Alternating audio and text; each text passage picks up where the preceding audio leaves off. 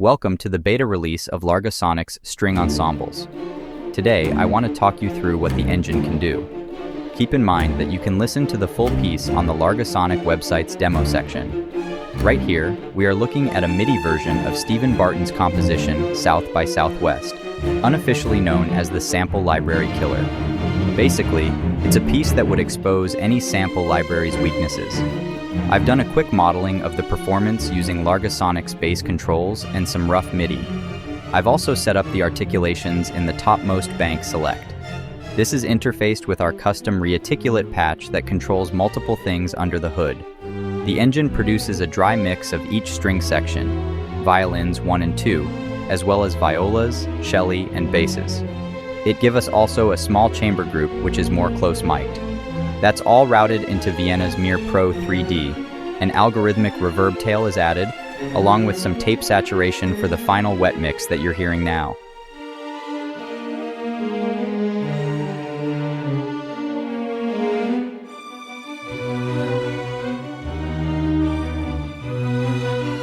In this piece, we can also hear the tremolandi, whose rate can be tweaked, of course, as some might not want them that fast.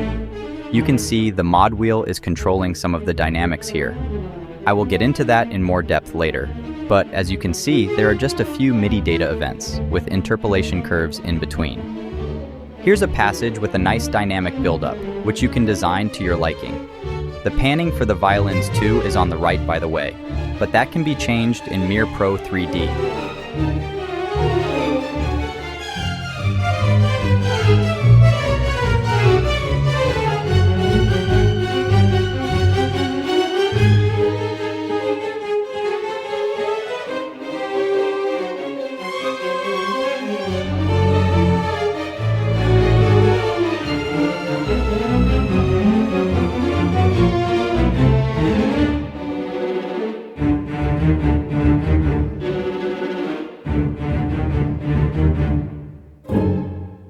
There at the end, you can hear a bit of the room noise floor.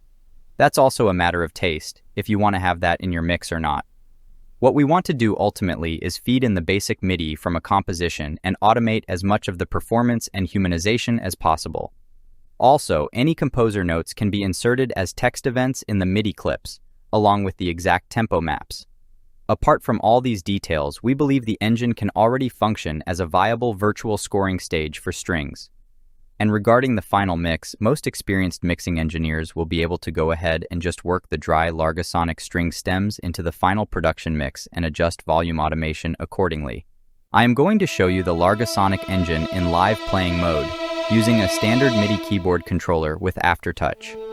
This is now a smaller sub-ensemble consisting of just around 7 violin players. For the rough mix, I am using a simple panning tool and some soundstage room impulse response with a subtle algorithmic reverb tail with a 1.6 second decay time. In this quick mix, I have the mid scooped to achieve a silky cinematic vibe, but this can be changed later. The first group I want to show you is the violins 1 section, pan to the left. You can see the CCs being modulated in the CC audit panel while keys are being pressed. Of course, we won't be having as much fine control over all faders as we would when editing the curves manually in the MIDI editor. Some portamento is also built into the engine as we vary the note-on velocity and the overlap between notes. Not all portamentos are possible on individual strings, so we might need to change to different positions. The vibrato and expression is basically controlled by the combination of modulation and channel pressure. Most legato transitions we can cover with this method.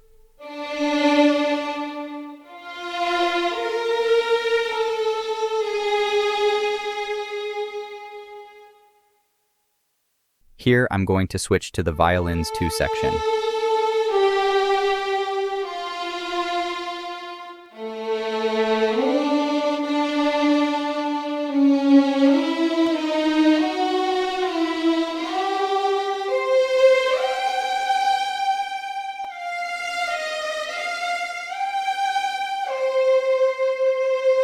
Here are the violas.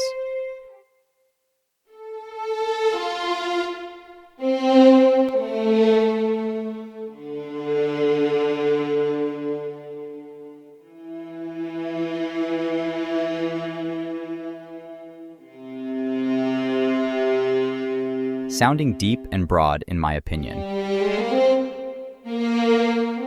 Here are some slurs and faster runs across a melodic line. Here is the cello section. Some small adjustments to timbre can happen as we vary the channel pressure.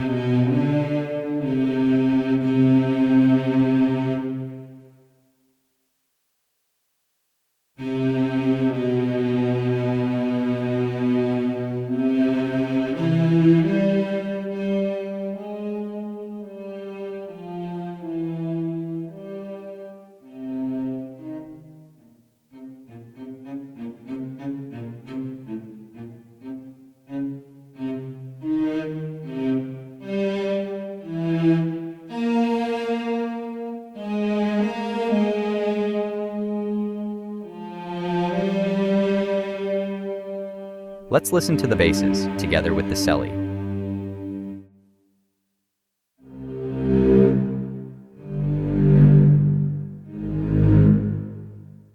Of course, one would program each of these lines separately. It's not realistic to have the same MIDI control both.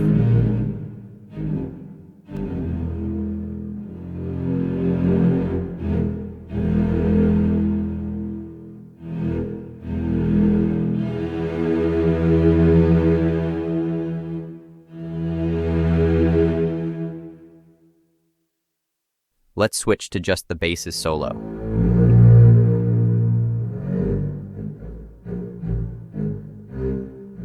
Nice attack, huh? I tried to get them to sound as woody as possible.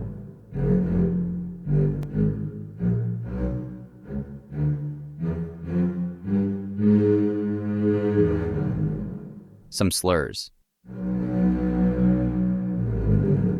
Here's a longer transition to espressivo.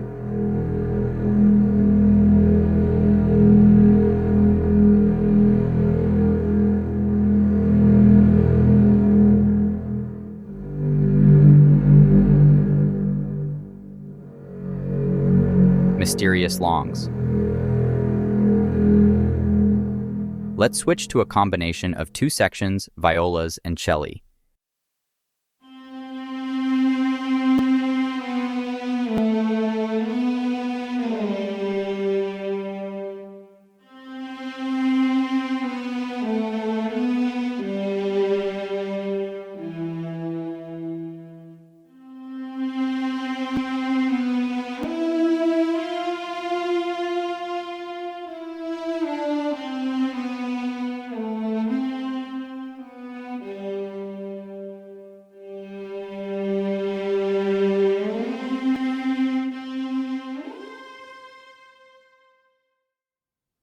I want to show you how I've set up the espressivo controls on the Largosonic strings.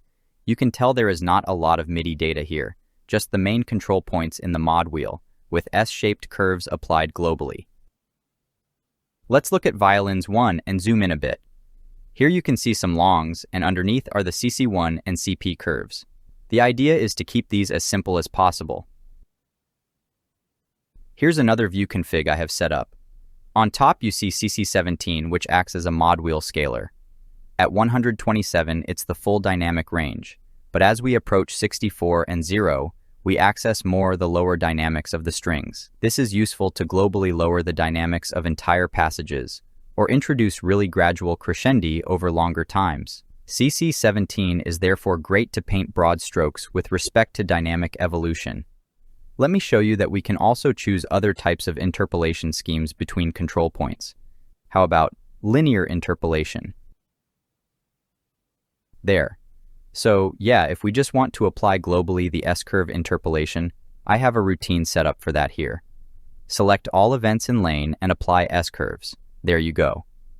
The beauty of this platform is that MIDI information is just a simple list of events that any large language AI model can get the hang of, either ingesting or generating. There is definitely the possibility for AI to be trained on generating final input files for the Largosonic rendering engine with appropriate CC data. I'm excited to work on this next chapter of automation. I believe the DAW is there to adjust the final musical touches to the various sections and customize the performances to the composer's needs. Initial provided dynamics data from the composer can also be redrawn and simplified by AI to make what we just saw. We know how picky composers can be, so we will always keep the door open to modifications and direct involvement, much like they would do when attending an orchestral recording session at a live scoring stage. Another option would be tracking the performance of a set of 4 to 5 live players acting as first chairs using, say, piezo mics. Rich MIDI tracks can be then extracted from such audio guide tracks to serve as input for the Largosonic engine. In fact, this is what was done in the Rachmaninoff Scherzo demo example, which you can find on the Largosonic demo page. We are looking forward to your feedback and are excited to bring this technology a step further.